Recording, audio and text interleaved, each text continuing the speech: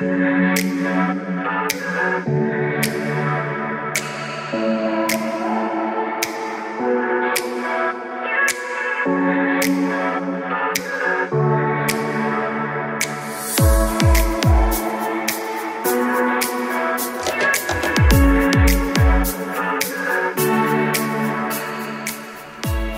willkommen in meinem kleinen weißen Studio hier in Torremolinos in Spanien.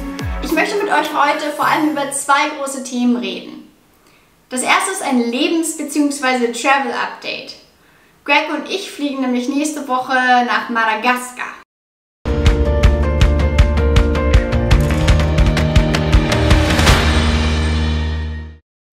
Über unsere genaue Reiseroute möchte ich im zweiten Teil des Videos mit euch reden, deshalb bleibt auf jeden Fall dran.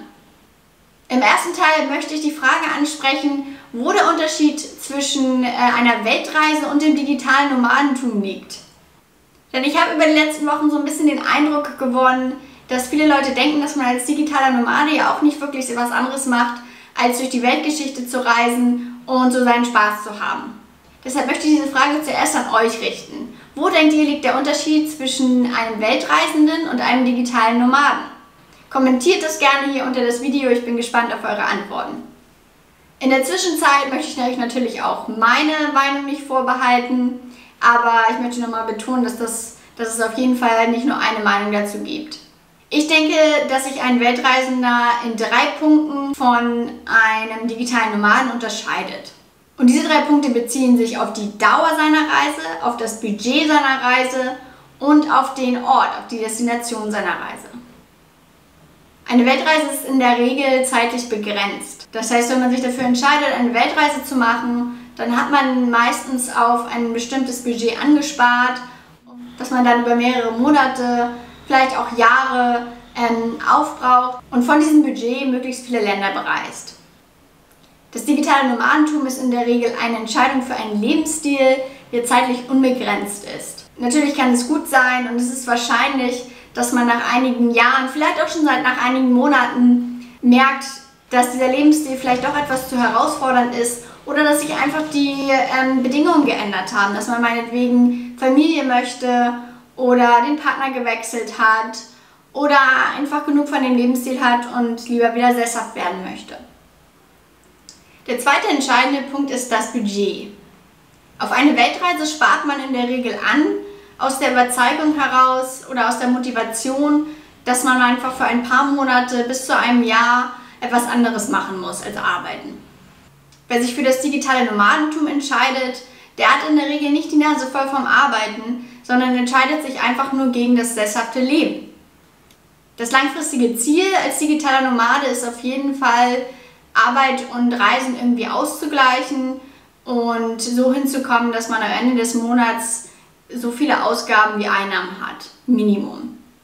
Und da unterscheidet sich natürlich ganz klar von der Weltreise, bei dem das Hauptaugenmerk auf dem Reisen liegt und nicht auf der finanziellen Sicherheit.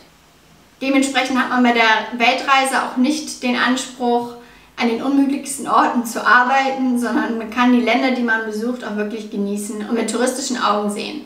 Als digitaler Nomade ist eine der größten Herausforderungen, wirklich die Zeit und den Platz zu finden, seine Arbeit zu erledigen. Was mich zum nächsten Punkt führt. Auch in der Reisedestination unterscheidet sich eine Weltreise von digitalen Nomadentum. Das beste Beispiel ist vielleicht unser eigener Lebensstil. Obwohl Greg und ich nomadisch sind, waren wir in der letzten Zeit, in den letzten Monaten vorrangig in Europa unterwegs. Und das liegt zum einen daran, dass Greg viele Jobs in Europa hatte, aber auch daran, dass Europa einfach ein gewisses Level an Komfort hat. Und dabei beziehe ich mich auf solche Sachen wie Internet, ärztliche Versorgung, Infrastruktur, günstige Flüge, die Nähe zu meiner Familie. Es gibt verschiedene Faktoren, die da reinspielen, aber das alles ist wirklich toll an Europa und man hat trotzdem noch die unglaubliche kulturelle Vielfalt und die Möglichkeit, innerhalb von wenigen Stunden 4 verschiedene Länder zu besuchen.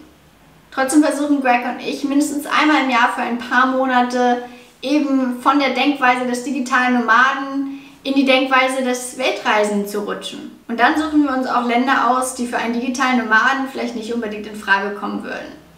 Und damit meine ich Länder, die abgeschieden sind, bei denen das Internet nicht garantiert ist, die nicht unbedingt sicher sind und bei denen die Infrastruktur nicht perfekt ist.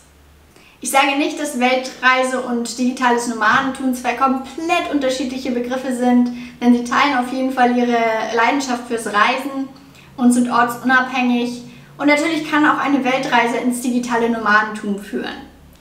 Dieses Jahr haben wir uns dazu entschieden, nach Südostafrika zu reisen. In einer Woche fliegen wir von Madrid nach Madagaskar, dann von dort aus nach Mosambik, Südafrika, Lesotho, Swasiland.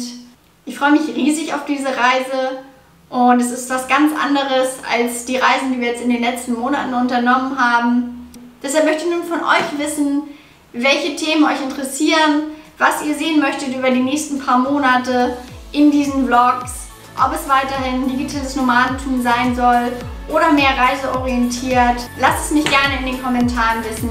Für diejenigen von euch, die neu dabei sind, ich lade jeden Sonntag ein Video hoch und würde mich freuen, euch auch im nächsten wieder zu sehen. Also klickt den Subscribe-Button und den Like-Button und wir sehen uns beim nächsten Mal.